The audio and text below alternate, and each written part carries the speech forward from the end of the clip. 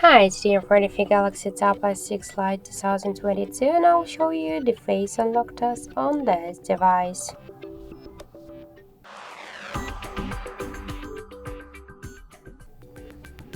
So I just set up my face recognition and now I'll make a couple of tries to unlock the device with my face and we'll see how fast this feature is and does it works.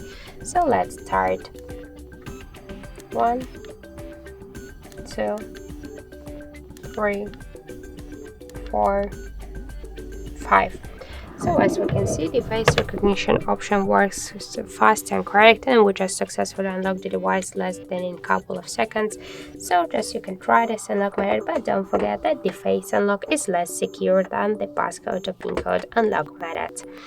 So that's it, thank you for watching, and if you find this video helpful, don't forget to leave a like, comment and to subscribe our channel.